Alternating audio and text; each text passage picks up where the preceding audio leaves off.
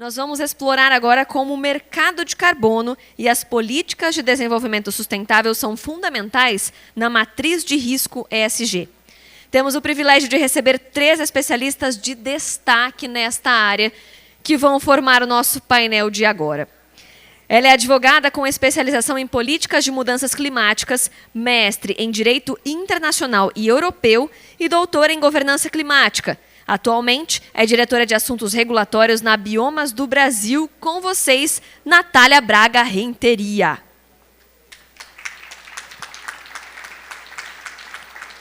Obrigada, Natália. Ele é sócio fundador da IVE, que eu aprendi agora, é a IVE Capital, que eu aprendi agora que IVE significa, em Tupi-Guarani, terra-mãe, mãe gentil. Ó, SG, além de tudo, é aprendizado. Sócio fundador da IVE Capital, uma gestora de ativos focada na economia verde. Ele tem uma vasta experiência no BNDES e é conselheiro, palestrante e professor, especialmente na disciplina de finanças sustentáveis em Stakeholders e ESG da FIA. Com vocês, Bruno Aranha.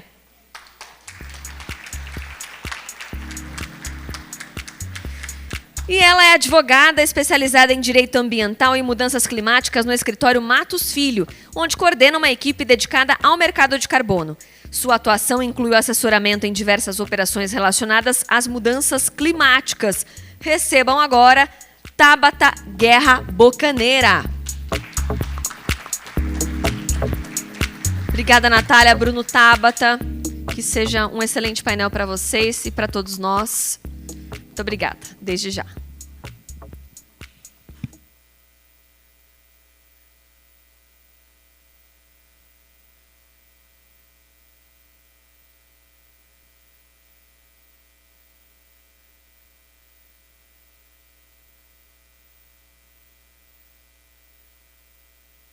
Obrigado. Alô? Tudo bem, pessoal? Todo mundo acordado aí? Tá tudo bem? Bom. Bom, a gente vai falar aqui do carbono.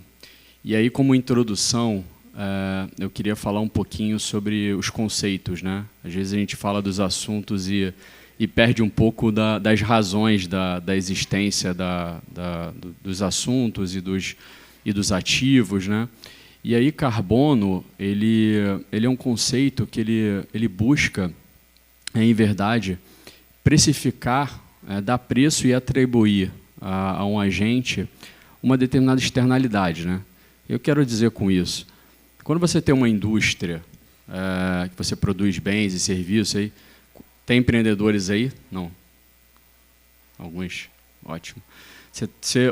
Você produz, então, uma indústria, por exemplo, né, que produz um determinado ativo, tem uma série de externalidades positivas que nós conhecemos, né? Produção daquele produto, geração de emprego, geração de renda, geração de impostos.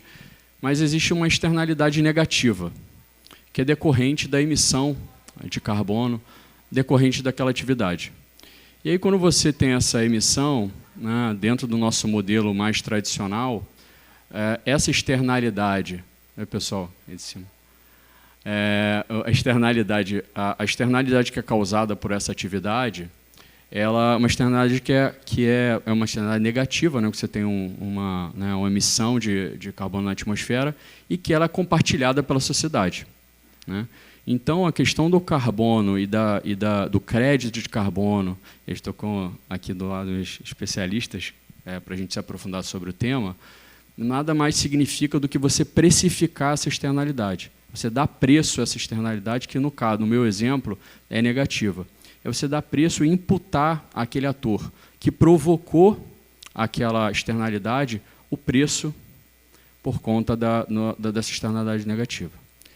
E aí a gente também tem um outro lado, que é o lado da externalidade positiva, que significa, por exemplo, quando você preserva uma floresta, né, que você, então, quando você refloresta uma área, e aí você fazer o reflorestamento, e aí a Biomas aqui, né, representada pela Natália, a gente vai poder explorar um pouco mais sobre isso, você está capturando carbono da atmosfera, no processo de reflorestamento, de crescimento daquelas árvores. E, nesse contexto, é preciso que você dê preço para isso, né? Porque ela está realmente prestando um serviço ambiental para a nossa coletividade, e você dá um preço, então, que nesse caso significa uma geração de riqueza, uma renda, né? Um pagamento por esse serviço. E aí a gente fala aqui então do crédito de carbono. Então é um pouco, e aí e a gente está aqui, né, numa região onde o agro, né, a agricultura, ela é muito presente. Aí você começa a complicar um pouco, se torna mais complexo pela complexidade mesmo da atividade, né? Em um determinado momento você está captando, em outro momento, né, você está emitindo, então você tem que fazer uma metrificação e uma verificação que, de forma adequada, você consiga fazer essa verificação da intensidade de carbono, e aí a decorrência disso é você precificar. Como é que você trabalha com carbono e com os créditos? Através de determinados mercados, né? Um ambiente onde você vai poder transacionar esses créditos. E aí, nesse contexto, a gente vai conversar com mais detalhes sobre isso, você tem dois ambientes, né? O ambiente do mercado regulado e do mercado voluntário. O mercado regulado, ele é um mercado que ele é decorrente da ação do Estado, né, onde ele organiza, né, esse mercado. E aí você tem duas formas de fazer isso. Através da tributação, ou seja, o Estado ele tributa de forma diferente as atividades econômicas, levando em consideração a intensidade do carbono que é emitida, né? E aí você tem, né, os chamados carbon taxes, e aí alguns países eles já adotam essa forma. E uma outra modalidade, que é o chamado cap and trade, né, em inglês, que significa você emitir permissões, né, para que os determinados segmentos e individualmente as empresas elas possam ter um direito, vamos dizer assim, uma permissão de emitir até um determinado limite, né, dentro da sua atividade econômica, o carbono. A partir do momento que ela supera aquele limite, ela tem que ir ao mercado, né, porque ela superou a sua permissão, e comprar aquelas permissões daqueles que emitiram menos, para abaixo daquele limite que lhe era permitido, e sobraram, então, permissões que podem ser transacionadas, né? Isso é um conceito do regulado, né? E a gente vai ter o projeto de lei, a gente vai discutir aqui. E essa outra modalidade aqui, que é o mercado voluntário, ela decorre do desejo da sociedade de dar preço, porque ela entende de forma consciente que é preciso fazê-lo, né? Você dá preços diferentes dos produtos em decorrência dessas externalidades. E aí, porque a sociedade quer, porque o seu cliente quer, porque o seu investidor quer, porque você entende como uma oportunidade, você começa ali a transacionar os créditos de carbono que são decorrentes de projetos que voluntariamente estão sendo realizados. E aí um projeto de carbono significa você ter uma atividade que efetivamente tem determinadas características, que tem uma adicionalidade, que você faz um monitoramento e que você, através de um processo, e aí um dos exemplos aqui na tábua da Natália vão poder também falar com mais detalhe, você, se utilizando de uma determinada metodologia, você vai estabelecer e formatar um projeto que vai ser verificado por um terceiro, né, inicialmente, depois você desenvolve o seu projeto e depois de um segundo momento você, de novo, verifica que se aquele projeto ele foi executado da forma correta, de acordo com a metodologia, e a partir disso é possível você emitir aquele carbono.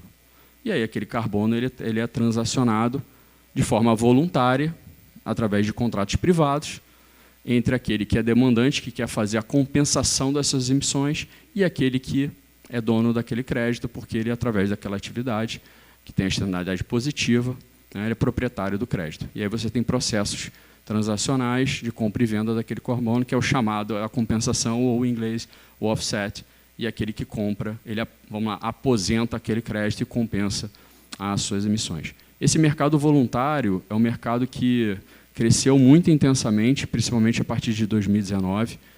A partir do momento que as empresas, né, elas se propuseram e começaram a expor e se comprometer publicamente a descarbonizar suas atividades, partir do momento que essa demanda ela apareceu de forma muito presente, os projetos eles começaram no ponto da oferta aqui, né, e aflorar e serem desenvolvidos.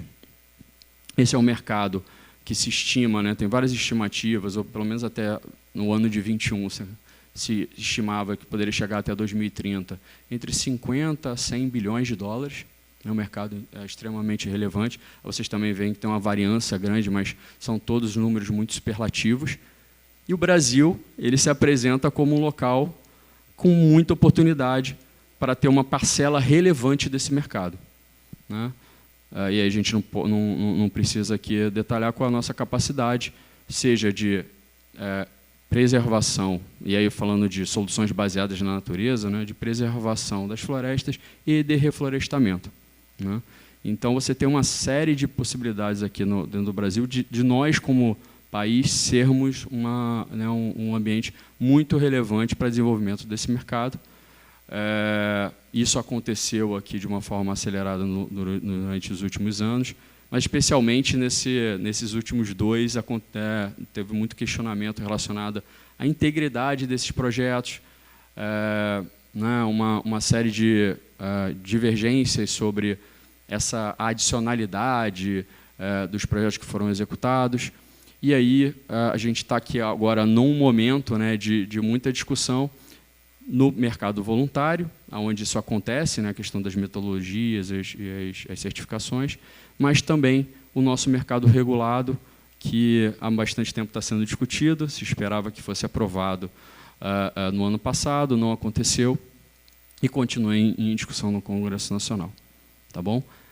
E aí, para falar do projeto de lei, dessas discussões do mercado regulado, de tudo que está sendo discutido em relação ao mercado de carbono, especialmente no Congresso, passar a palavra para a Natália.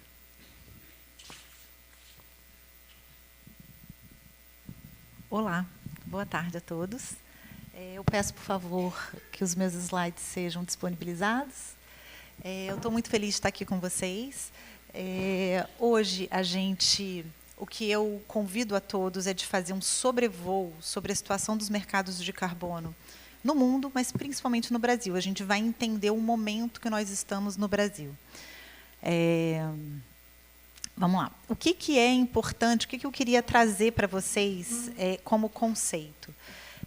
O mercado de carbono ele é um marco na evolução econômica recente, porque é uma lei, é um conceito, é um movimento que traz novos comportamentos. Ele vai mudar, ele vai trazer dinâmicas que até então não eram praticadas. Então, é uma norma que a gente pode classificá-la como mobilizadora, uma mobilizadora de uma ação, uma mobilizadora de um novo comportamento. O Bruno destacou muito bem, mas eu queria só pegar esse gancho com vocês, que existe um mercado voluntário e um mercado regulado. Então, o mercado voluntário é aquele que ganhou muito força depois de 2015, com a assinatura do Acordo de Paris, quando as empresas, que até então não tomavam parte dessa discussão, elas passaram a assumir compromissos. Como a convenção é entre estados, as empresas elas assumiram esses compromissos à margem da convenção. Por isso que a gente fala que é voluntário. São as empresas se comprometendo a compromissos climáticos, enquanto os estados assumem seus compromissos dentro da Convenção Climática. Paralelo a isso, a gente tem o mercado regulado dentro da Convenção, que é o que a gente chama de internacional, e os países passaram a ter os seus mercados regulados nacionais como um desdobramento dos compromissos da Convenção, porque cada país informa o seu compromisso para a Convenção. Mas, para ele informar o seu compromisso, ele tem que, dentro da sua jurisdição, desdobrar esse compromisso. E aí a gente tem o mercado regulado nacional, enquanto existe o mercado regulado internacional.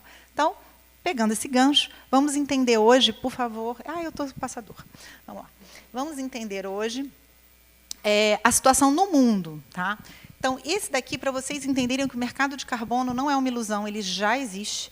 Eu trouxe esse mapa para vocês verem. Tudo que está em azul são mercados regulados. E aqui existe o sistema... O Bruno muito bem pontuou que existe um sistema de impostos, de taxas, e existem os sistemas de cap and trade. Então, aqui em azul, um ou outro, ou eles misturados. Tem países que, para certos setores, adotam impostos, para outros, adotam o cap and trade. Então, a gente tem uma parte significativa das emissões no mundo cobertas por mercado de carbono. Então, a gente tem 24% das emissões globais já nesses sistemas, que são todos em azul. Em verde, são países que estão discutindo ou que querem adotar. O Brasil é o país que está... Opa, eu tenho...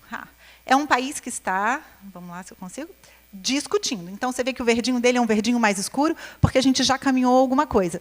Mas o que eu queria trazer aqui para vocês é essa visão de que o mercado de carbono não é uma ilusão. Ele já existe e ele já traz reduções aos países que os adotam.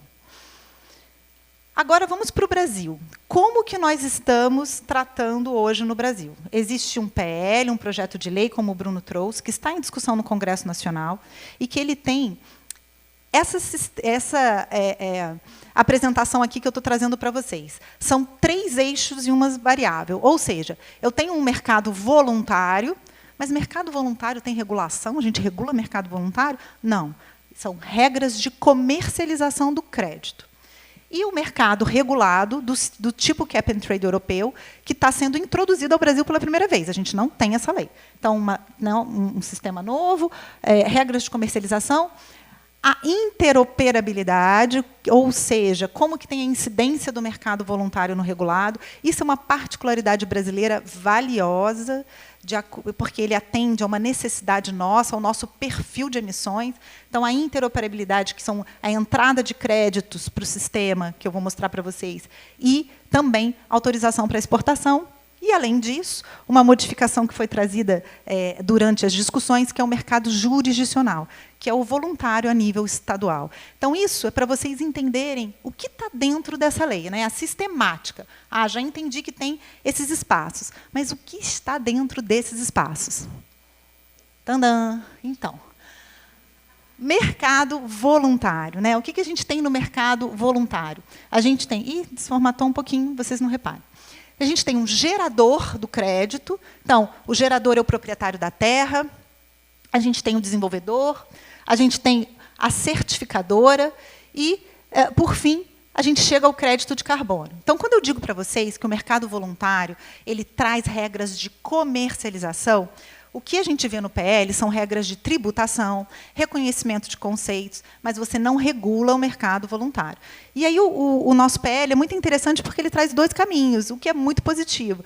Você pode entrar no ambiente do mercado financeiro, quando o crédito ele vai assumir um corpo de valor mobiliário, ou você pode fazer uma venda direta, quando o crédito ele fica com a outra natureza jurídica de um ativo transacionável.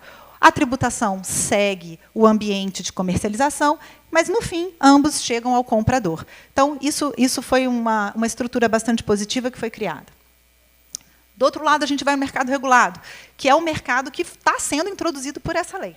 Então, o mercado regulado brasileiro, que segue o modelo europeu, ele tem critérios de elegibilidade, ou seja, para você, a nossa lei, é importante vocês saberem disso, ela é considerada economy-wide, ou seja, todos os setores econômicos são possíveis de entrarem no mercado regulado. Quer dizer que todos vão entrar? Não. Quer dizer que eles podem. Então, o critério de entrada no regulado é esse daqui. Quem emite mais de 10 mil toneladas por ano, ele vai ter obrigação de relato, ou seja, ele vai ter que apresentar relatórios, e quem tem uma emissão de 25 mil toneladas por ano, ele vai ter o objetivo de redução, caso o setor que ele esteja inserido seja escolhido para entrar no mercado regulado. Então, o mercado regulado ele vai ter uma estrutura impositiva, como o Bruno trouxe, que o Estado ele vai dar um limite para aqueles setores emitirem as suas emissões, e o setor que tiver dificuldade, ele vai acabar tendo que negociar com outros agentes que estão dentro do mercado regulado, ou utilizar os créditos no mercado voluntário, que serão possíveis de entrar.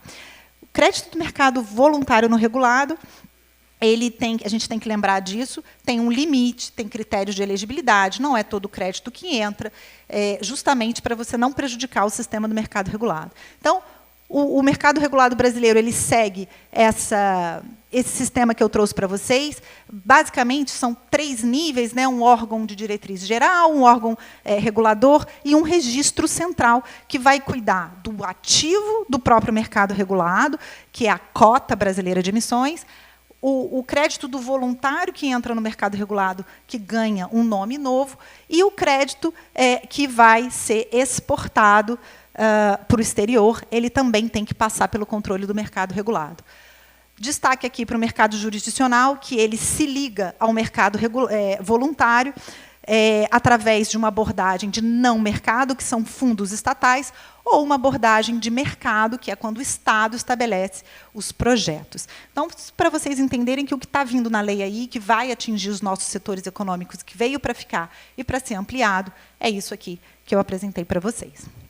Seguindo um pouco, e aí eu queria colocar a luz nas atividades agropecuárias, eu falei para vocês que a nossa lei ela é economy-wide, todos os setores estão possíveis, né, passíveis de serem escolhidos para entrar no mercado regulado. No entanto, o agro primário ele foi deixado de fora.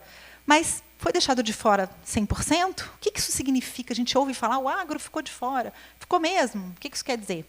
Então, a porteira para dentro, as emissões da propriedade porteira para dentro, realmente não são passíveis de serem controladas pelo mercado regulado. No entanto, o produtor rural ele pode fazer projetos de carbono seguindo as metodologias e negociar os seus projetos e créditos no mercado voluntário. Tá?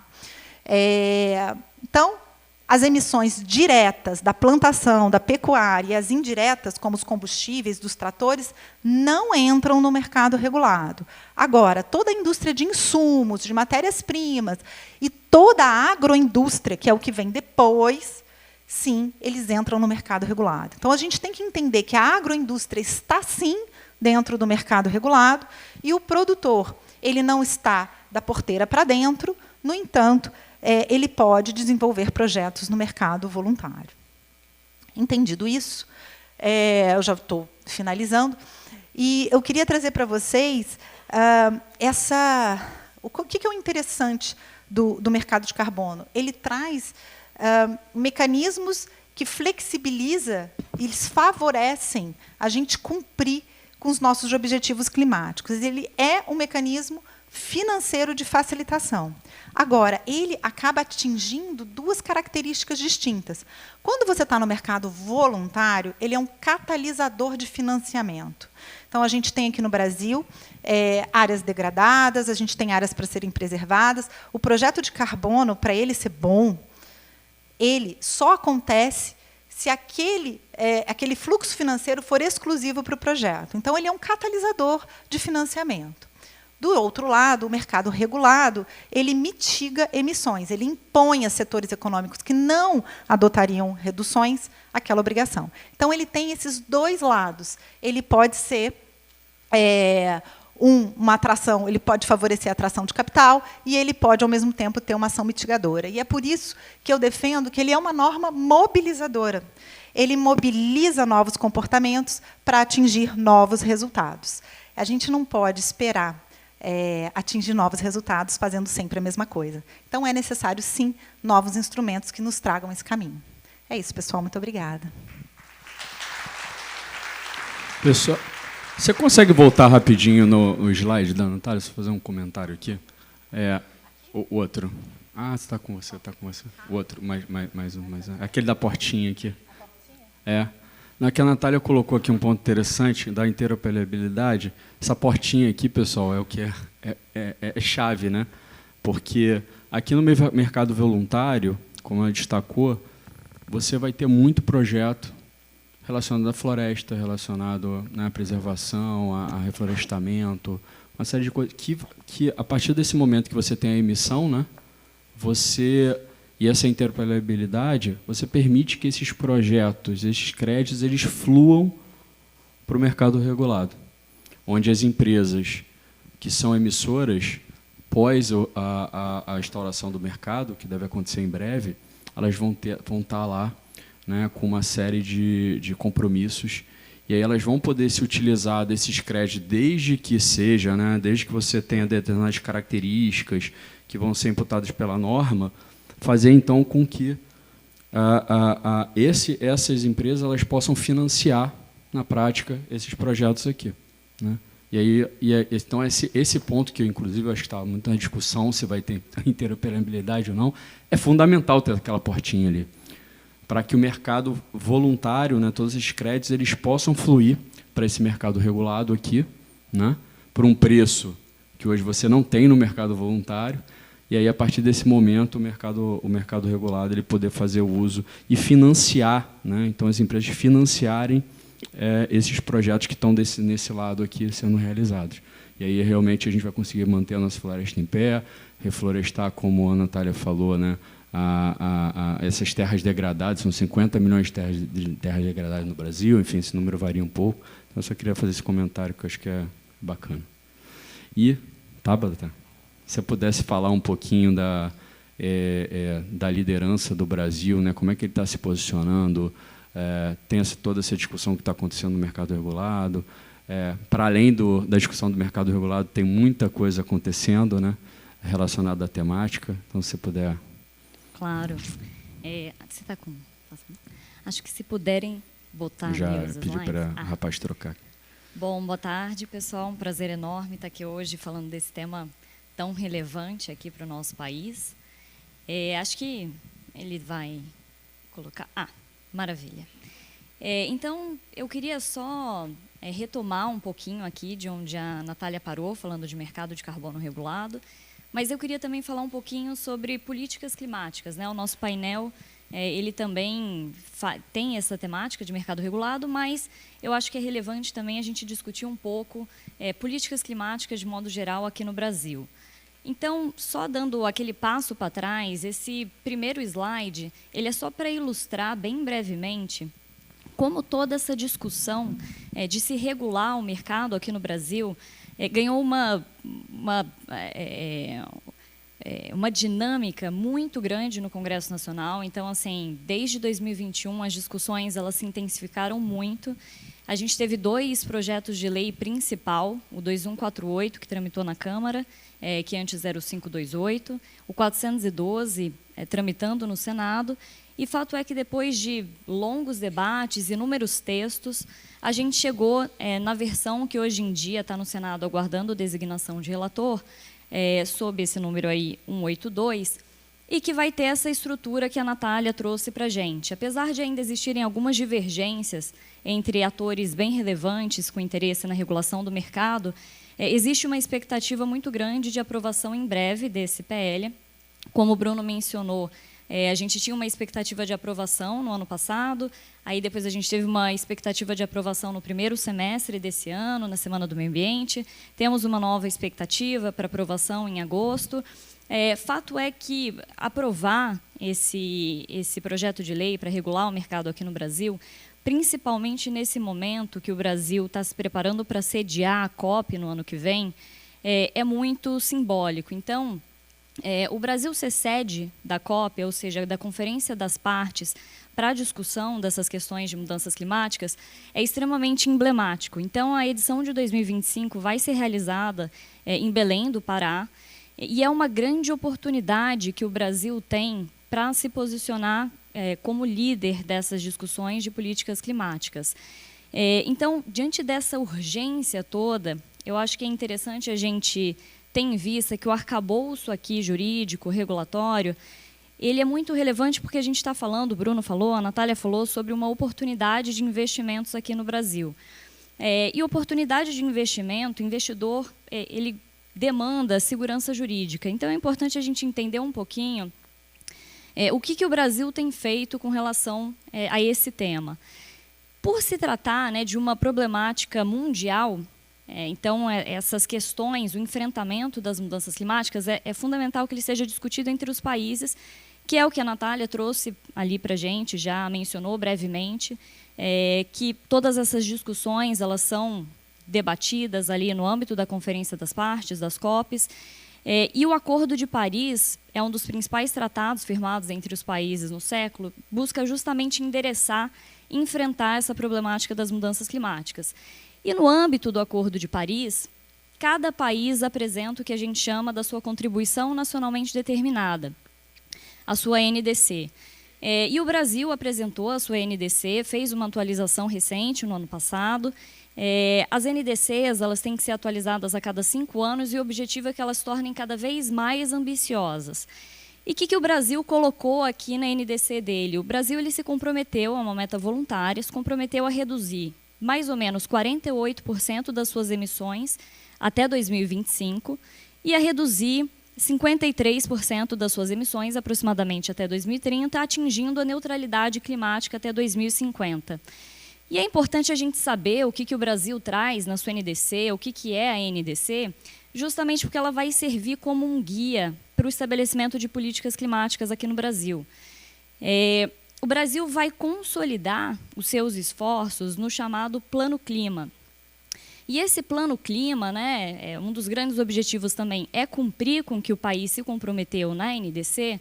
E esse Plano Clima ele vai ser dividido, ele vai ter como base 2 pilares principais, que é a Estratégia Nacional de Mitigação e a Estratégia Nacional de Adaptação. E aqui eu gosto de trazer esses 2 conceitos, porque apesar de serem muito básicos, é importante a gente sempre relembrar, justamente porque eles vão orientar todas as políticas, todos os planos setoriais que vão ser estabelecidos aqui no país. Então, quando a gente fala de mitigação, a gente está falando de esforço para reduzir emissões. E o IPCC, que é o painel intergovernamental sobre mudanças do clima, é um painel formado por cientistas do mundo inteiro que tem como objetivo revisar toda a literatura científica relacionada aos impactos das mudanças climáticas. Eles produzem relatórios periodicamente, consolidando esses dados científicos sobre os impactos da mudança do clima. E pela primeira vez, no último relatório, no 6º relatório do IPCC, veio a conclusão de que é inequívoco que a ação humana contribui para o aquecimento global. E isso traz, né, um direcionamento muito importante, que é a mitigação, ou seja, reduzir os gases de efeito estufa, que contribuem para o aquecimento global, é uma das principais formas de você combater a emergência climática. A Natália trouxe muito bem aqui o PL do mercado de carbono, e o mercado de carbono é uma das possíveis formas de você estabelecer uma estratégia de mitigação, ou seja, uma estratégia de redução de emissões. Mas o outro grande pilar que vai orientar aqui todo o plano climático do Brasil é a Estratégia Nacional de Adaptação. E o que é adaptação? Adaptação nada mais é do que você ajustar sistemas, procedimentos e estruturas para você buscar minimizar os efeitos, diminuir a vulnerabilidade e a exposição que o país tem com relação aos eventos extremos inerentes às mudanças do clima. Então, nesse contexto, eu queria só trazer aqui como exemplo de uma outra legislação, uma outra regulação, né?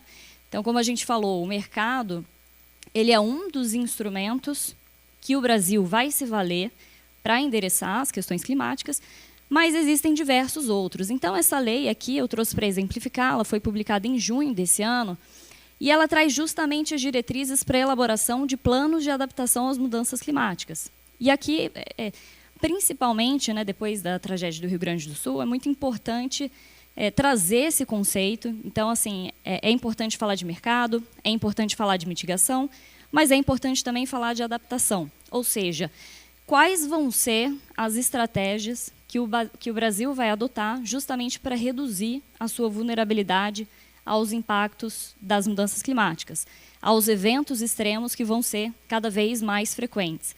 E aqui a gente fala de estratégias não só no âmbito nacional, com relação a transportes, energia, água, mas também a outros aspectos, como infraestrutura urbana, áreas verdes, serviços ecossistêmicos, como que os serviços da natureza também podem contribuir para a adaptação climática aqui no Brasil. E aí, só para finalizar, eu queria trazer também uma outra regulação relevante que diz respeito a essa estratégia climática aqui no Brasil, que é a resolução da CVM 193, que foi o primeiro país, o Brasil foi o primeiro país a adotar esses padrões do ISSB. Esses padrões, eles foram... A IFRS Foundation, que é uma instituição que traz os padrões contábeis mais usados mundialmente, em 2021 criou o ISSB, que é o International Sustainability Standards Board, que está aí, que tinha a missão justamente de padronizar reportes financeiros com relação à temática de sustentabilidade.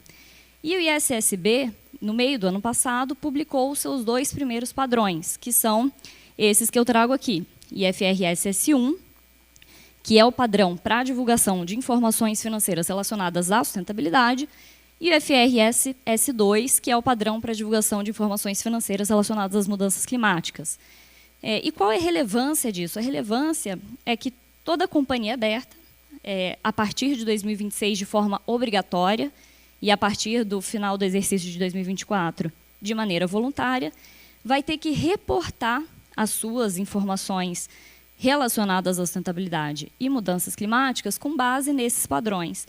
E esses padrões eles seguem basicamente 4 pilares principais, que dizem respeito à governança, estratégia, gestão de riscos, métricas e metas.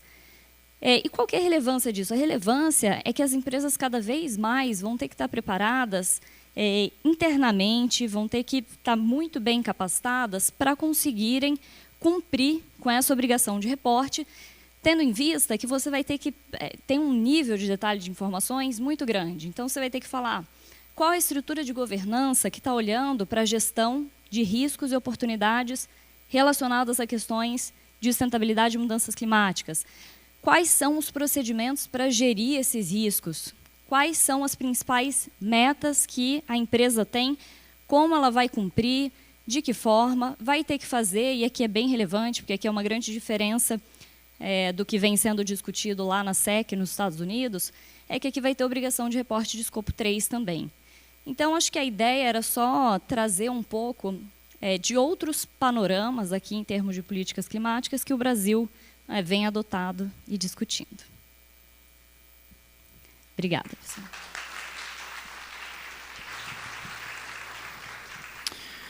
Pessoal, eu queria aproveitar aqui um gancho que a Tabata colocou. Ela falou escopo 3, né? Não sei se todo mundo conhece os conceitos, né? Mas na hora que você faz o seu inventariado de carbono, uma companhia, saber o tamanho da sua pegada, ela pode fazer em diferentes níveis, né? E aí você tem o escopo 1, que é decorrente das suas atividades, né? Vamos colocar assim, porteira para dentro, né? Você tem o escopo 2, que considera o seu consumo de energia, o transporte dos seus funcionários, é um espaço um pouco mais lato. Você tem o escopo 3, que ela colocou ali o desafio, né? Que é toda uma metrificação relacionada à pegada de carbono e intensidade que é decorrente dos seus fornecedores e dos seus clientes, né? E aí até a Natália colocou se estava dentro ou fora do regulado, né? Ela colocou ali, não, mas olha, o insumo que ele se utiliza na fazenda, ele tem que se preocupar com a intensidade de carbono. Será que aquele fertilizante, né? Aquele nitrogenado, ele é intensivo em carbono? Enfim, tem uma visão muito mais abrangente. Então, mas olhando para a nossa perspectiva, e aí eu falo aqui muito das oportunidades que essa discussão toda proporciona para o Brasil e para os empreendedores brasileiros, é porque, de fato, né, em muitos dos casos, a intensidade de carbono dos produtos brasileiros é menor do que dos seus pares internacionais. Então, por hipótese aqui, esse copo aqui, produzido no Brasil, provavelmente ele tem uma intensidade de carbono menor do que talvez um copo produzido na Ásia, por conta da matriz energética dos países. A matriz energética brasileira é muito limpa. Então, quando você traz o carbono para dentro dessa equação, dos produtos, o carbono muda o preço dos produtos. Então, eu sempre conversando com do BNDES aqui, estava vendo a Flávia aqui, minha colega, muito bom te ver. Quando você faz quando eu converso com os empresários, e aí, também agora na IVE, na gestora, você já fez o inventariado de carbono da sua companhia, das suas atividades? Você pode ter uma grata surpresa. E aí você trazer esse elemento para dentro da sua atividade faz muito sentido. Cada vez mais a gente consome os produtos, né? E muitas das pessoas aqui, elas, né, olham ali as calorias, né? Se é low carb, se é de baixa caloria. A gente vai cada vez mais ver, né, explicitamente se ela é baixo carbono, qual a intensidade daquilo. Então, trazer isso para dentro da nossa realidade, do ponto de vista de atividades econômicas, faz muito sentido. Né? Faz muito sentido. Então, essa é um pouco dessa dinâmica, e aí tem muita questão do agro aqui, né? Como a gente tem muita discussão de adicionalidade, né? de relacionada à emissão de crédito de carbono. Então, a depender da localidade, né? Por exemplo, o Brasil ele já tem uma série de práticas super sustentáveis, né? De rotação de cultura, de outros tipos de técnicas de desenvolvimento da atividade agropecuária que você não vê em outros países. Então, é muito importante. Você também tem a questão das reservas legais, né? As áreas preservadas dentro das propriedades. Tudo isso vai impactar na mensuração do quanto aquele seu produto ele é intensivo ou não em relação ao carbono. Devem ter também, só mais um ponto aqui de provocação para o pessoal pensar, talvez tenham empreendedores aqui de pequenas e médias empresas, né? E aí você é um fornecedor de uma grande empresa, né? Você pode ser um cliente, você pode ser aquele que vai solucionar, vai ajudar a solucionar aquele compromisso da grande empresa de descarbonização. Ou você pode reprecificar o seu produto porque você não está levando em consideração essa questão. Então, trazer essa dinâmica para o dia a dia das atividades econômicas faz bastante sentido, vai acontecer. A Natália colocou ali que né, quando o regulado estiver, né, em vigor, se você tiver uma emissão a mais de 10 mil toneladas, né, você vai ter que fazer o reporte, né? Depois de 25 mil, vai ser obrigado a você fazer transacionar, né? Obrigatoriamente está no cap and trade, né? Então, sair na frente significa muita oportunidade. Você beber ali, vamos que o pessoal fala, né? Beber água limpa. Então, era só uma provocação para vocês. E aí eu vou fazer uma pergunta para a Natália. Assim, a Natália é diretora, né, da Biomas, de assuntos regulatórios, e falar um pouquinho da Biomas, né? Uma empresa que foi criada dentro desse contexto, com essa missão intrinsecamente. Então, se você pudesse falar um pouquinho das atividades da Biomas e falar um pouquinho como é que funciona na prática os projetos. Eu acho interessante trazer para vocês a visão da Biomas, o que é a Biomas, por que ela foi criada, mas, principalmente, o contexto que ela está inserida. Então, a Biomas ela é uma empresa de restauração florestal que se financia através da venda de créditos de carbono. Então, o Brasil hoje ele tem um déficit enorme de áreas que foram degradadas e o Brasil assumiu compromissos internacionais e a gente tem aí um longo caminho a percorrer pela recuperação dessas áreas. Então, são dois conceitos distintos. A gente tem que evitar que as florestas caiam, então temos que evitar o desmatamento e temos que recuperar essas áreas degradadas. Então, a Biomas ela foi criada nesse intuito de trabalhar nessa nova indústria do restauro florestal de nativas. Então, não é uma atividade que tem o fim da exploração madeireira. Ela vai restaurar, ela vai regenerar aquele ecossistema tal qual ele era no passado. A Biomas ela foi criada por 6 grandes empresas nacionais, e isso foi um movimento inédito. A gente nunca viu 6 grandes players nacionais se juntarem em prol de um objetivo climático dessa maneira. Então, eu estou falando da Suzano, da Vale, Marfrig, Santander, Itaú e Rabobank, que são grandes empresas que não dependem da Biomas no seu core business. Então, o objetivo da Biomas é realmente entregar à sociedade um novo modelo de negócio que possa justamente colocar em aplicação esses conceitos do mercado voluntário.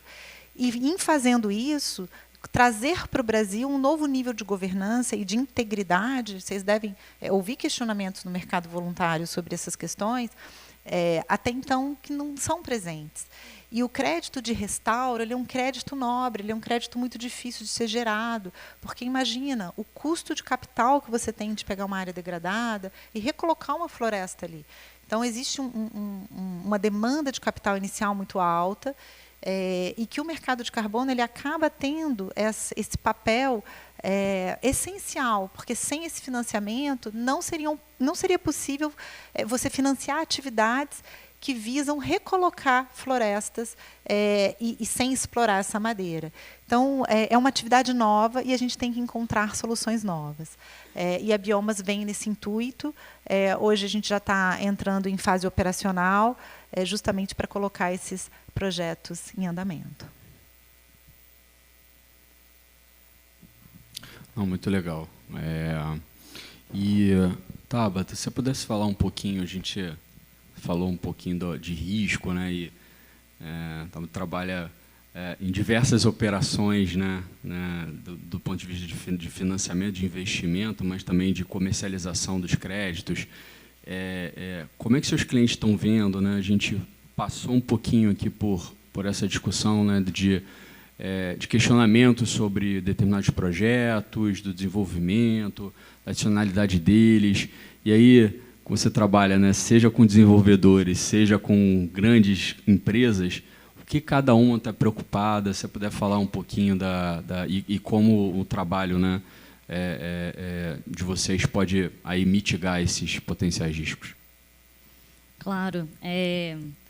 Eu acho que falar de riscos assim nunca é muito fácil, né? Sempre parece um balde de água fria em toda discussão. Aquele estereótipo de advogado que vem para causar acaba realmente se aplicando quando a gente acaba falando disso, mas porque é fundamental a gente entender quais são os riscos que existem justamente para a gente já mitigar ou até eliminar esses riscos que são inerentes a esse tipo de mercado. É um mercado que está se aquecendo muito, tem muitas formas de participar dele que são novas, então a cada dia a gente tem novos riscos surgindo e novas formas aqui inovadoras de a gente tentar solucionar esses riscos. Então, acho que como a Natália falou, né, o Brasil tem um imenso potencial, a Biomas é um exemplo aqui de player relevante no mercado, trazendo essa atividade de restauração, gerando créditos, etc. E falando assim um pouco de riscos, eu acho que existem alguns riscos principais, né? Um deles é o risco legal, é o risco que a gente tem de insegurança jurídica, muito porque a gente não tem ainda uma legislação endereçando alguns pontos muito relevantes, como, por exemplo, a titularidade e a natureza jurídica do crédito de carbono. Então, quando a gente está falando aqui, hoje, a interpretação que a gente tem é que quem é o titular daquele crédito de carbono? O titular, ele é o proprietário, fazendo uma interpretação, né, do nosso ordenamento, ele é o proprietário daquele bem que gerou aquele crédito. Então, quando a gente está falando de um crédito florestal, a gente está falando do proprietário da terra, por exemplo. E essa é a lógica que o PL traz também, ele sendo aprovado tal como está nesse sentido, o titular vai seguir essa mesma lógica. Só que, para isso, a gente sabe que a gente tem um problema de regularização fundiária muito grande no Brasil.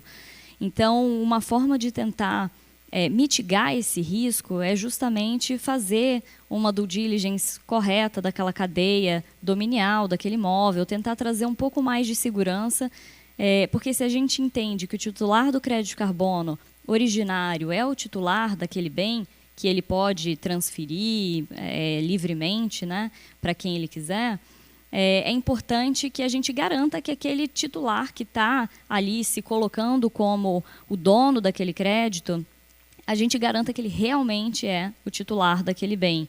Então, esse é um aspecto regulatório relevante que a gente vê muito. Um outro aspecto também é que esses projetos, muitas vezes, eles são desenvolvidos em locais que impactam comunidades, por exemplo. E outra grande discussão que surge eu preciso fazer a consulta prévia, livre e informada com relação a essas comunidades. E o que significa isso na prática, né? O Brasil ainda não regulamentou a forma de se realizar a CPLI, então isso também muitas vezes traz um nível de insegurança para aquele projeto. E acho que isso tudo conversa com uma segunda categoria de risco que a gente debate muito, que é o risco reputacional. E o risco reputacional ele é intangível. Então, a gente tem visto, né, o escrutínio muito grande nos projetos de carbono aqui no Brasil, com relação, né, o Bruno falou um pouco assim, o que é realmente um projeto íntegro, o que é um projeto adicional. Então, ter esse cuidado, de fato, de entender, né, não só aquele projeto, a parte técnica daquele projeto, mas também quem são as pessoas por trás daquele projeto, entender um pouco, fazer um pouco do compliance ali, dos players envolvidos, isso também se torna cada vez mais relevante. Eu acho que isso tudo conversa um pouco com uma terceira categoria de risco, que é o risco de litigância. A gente tem visto um aumento muito grande de litígios climáticos, não só no Brasil, como no mundo. No Brasil, por um mapeamento feito aqui, oficial por uma instituição que se chama JUMA, a gente já tem 85 casos de litígios climáticos no Brasil, sendo 32 deles em face de empresas. A gente tem um litígio, por exemplo, emblemático, nos quais os compradores dos créditos de carbono foram acionados por não terem, teoricamente, realizado uma due diligence devida daquele crédito, daquele projeto de carbono. Então, há o questionamento até do comprador do crédito. Então, as empresas, e no polo passivo, né, a gente tem empresas, por exemplo, que assumiram compromissos voluntários de neutralidade, metas específicas, e a compra dos créditos para compensar suas emissões é uma das formas que as empresas têm para atingir esses objetivos.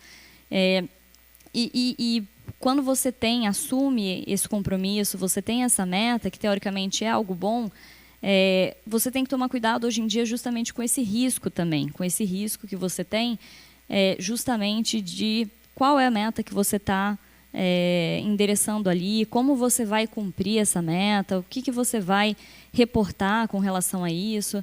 Então, eu acho que essa outra categoria aqui de litígios que conversa muito com as outras, são os riscos que a gente mais tem visto e todo esse cuidado, toda a preparação, a capacitação de alta liderança, a adequação da estratégia de descarbonização das empresas, a realização das due diligence adequadas nos projetos e por aí vai. Acho que são formas também que a gente tem de tentar mitigar e elevar a régua aqui no Brasil desse mercado que tem acontecido e que é muito importante aqui para o nosso país também. Então, acho que mais ou menos isso. E aí, para materializar um pouco esses riscos que a Tabata trouxe, eu queria complementar e trazer para vocês como que o crédito de carbono surge no mercado voluntário, né? Da onde que ele aparece. Então, o processo de certificação no mercado voluntário é o que traz a legitimidade desse mercado. Então, um desenvolvedor, ele desenha um plano de projeto, ele procura uma certificadora, e hoje são certificadoras internacionais, e são poucas no mundo, o que até é um gargalo, mas a realidade é que são as que são mais utilizadas. Ele adota uma das metodologias, ou seja, uma receita de bolo. Então, aquela certificadora, ela dispõe aquela regra do jogo. O desenvolvedor ele segue aquela metodologia, ele passa por auditorias para ver se ele realmente está seguindo aquilo. Então, depois que você passa por esse passo a passo, e dito assim parece que é fácil, mas não, é um processo extremamente técnico, você consegue ter a sua primeira safra de carbono. E o carbono ele certificado em safras. Você faz aquele monitoramento e a certificação. Novamente vai uma auditoria e verifica se aquilo está sendo realizado para você ter acesso àquela nova safra. Não é que vai emitir o carbono no início do projeto e depois o projeto continua de maneira né, sem controle. Então, a cada controle você tem uma nova safra de carbono. Então, são esses créditos no mercado voluntário que vão gerar esse ativo. E esses riscos que a Tabata trouxe, muito bem colocados, eles têm que ser monitorados pelo desenvolvedor, porque senão aquele crédito ele não tem valor, ele é questionado. Então, você tem que fazer uma due diligence social, você tem que fazer uma due diligence fundiária. No Brasil isso é absolutamente importante e é algo custoso, é algo complicado. Muitas vezes o desenvolvedor tem que tomar decisões difíceis, se ele vai regularizar aquela terra, o que ele vai fazer, porque a gente tem um problema fundiário gravíssimo. Então você tem due diligence técnica, social e fundiária que são feitas pelo desenvolvedor antes mesmo de começar o processo de certificação e que vão mitigar esses riscos que a Tabata trouxe. Então o mercado voluntário, ele não tem uma lei própria, mas ele tem essas certificadoras e essas normas de uso do mercado internacional que acabam guiando as atividades dele. É isso.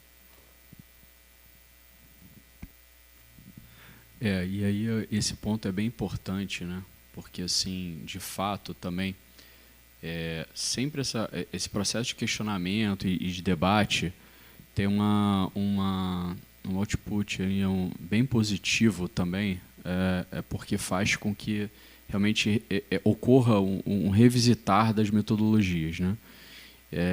E muito se discutiu até se essas metodologias, que são metodologias produzidas, elaboradas, construídas em outros países, né? E principalmente dentro dos países desenvolvidos, se em alguma medida eles eram totalmente adequados para ambientes tropicais ou para realidades como a brasileira.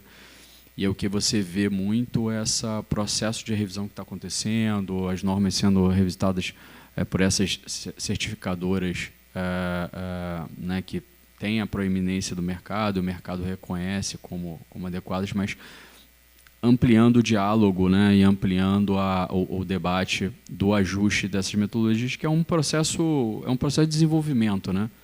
Aqui tudo que a gente está falando está na fronteira e é natural que as metodologias se evoluam ao longo do tempo, né?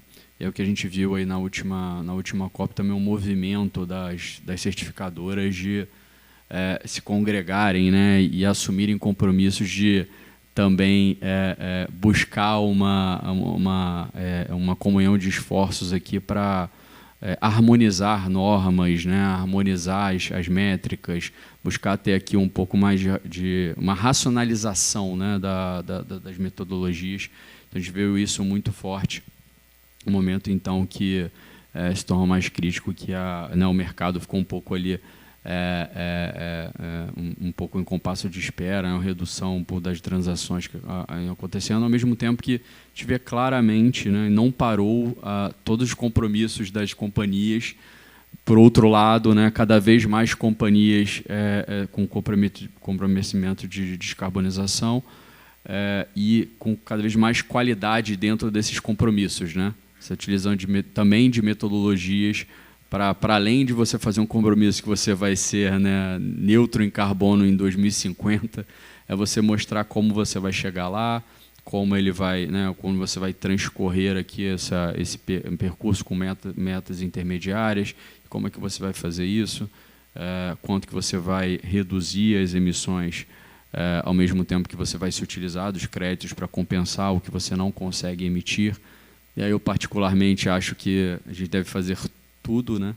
O tamanho do nosso desafio, é necessário que você, né, compense o máximo que você puder e ao mesmo tempo que faça um processo de redução das emissões, continue e por vezes é desafiador para as companhias, né? Você não tem tecnologia ainda existente para você tomar essa medida de decarbonizar suas atividades produtivas, isso demanda tempo, muito investimento, e aí dentro desse período, por que não permiti-las a fazer o offset, a compensar essas emissões e aí preservando aqui enfim, florestas ou fazendo com que projetos como biomas ele venha a se desenvolver e outros biomas e a gente consiga trabalhar para que isso aconteça.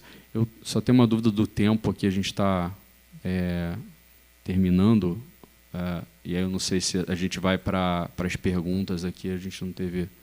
A gente está, Bruno, com o tempo limitado por conta de que nós vamos fazer um pequeno intervalo antes do próximo painel e do último, que é do professor Carlos Nobre. Para que a gente possa fazer esse pequeno intervalo, vocês podem concluir, fiquem à vontade. A gente abre para uma pergunta, pode ser? Pode ser, pessoal? Já temos um candidato. E agora temos duas. Temos duas. Se a gente for bem rapidinho, acho que a gente consegue. Podemos começar já, Bruno? Claro, por favor. Então vou pedir para as meninas levarem o microfone. Tem uma interação aqui, pelo menos. Tem uma ali. Só leva. Isso, obrigada. Alguém que... Aqui, ó. Tem duas. Se a gente puder fazer bem sucintamente, a gente consegue fazer as duas perguntas, por favor.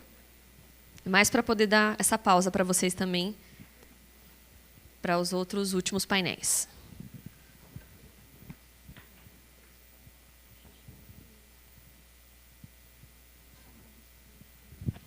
Bom, vou começar rapidinho. Gente, parabéns, obrigado pela explanação aqui conosco. Eu só queria tirar uma dúvida, eu venho de uma área de certificações ESG na empresa onde eu trabalho, e é muito inspirador isso que vocês estão falando sobre o mercado de carbono, principalmente a empresa Biomas aqui. E eu queria saber como que o Brasil, né, e como as empresas aqui internamente, elas estão se posicionando sobre o mercado de carbono. A gente está indo com plates, com leis e diretivas, pensando no nosso clima, no nosso microbioma, porque a nossa agricultura, o nosso ecossistema é muito único, né, perante países de clima temperado. Então, a gente está em busca de ter a nossa, vamos dizer assim, nossa EU-RED, mas nacional, pensando no mercado de carbono, a gente está procurando ter as nossas métricas aqui? Vou passar para o pessoal, acho que, assim, precisamos, né? Toda agenda ambiental é uma agenda que também é geopolítica, também é comercial e é uma agenda de desenvolvimento. E o Brasil ele precisa estar, pelas suas características, né, por sua relevância, se o Brasil falhar, o mundo vai falhar, a gente precisa estar na cabeceira das discussões. A gente precisa estar ativo e entender que o Brasil tem os seus interesses particulares e soberanos em relação a essa agenda. Vou passar pro... Eu queria complementar a fala do Bruno. O mercado de carbono voluntário é um conceito que a gente tem que entender e internalizar. Ele é reputacional. Então, não adianta você criar uma certificadora do dia para a noite e certificar seus créditos ali, porque ele não vai ser reconhecido. Então, é importante que o Brasil passe por um processo de apropriação, sim.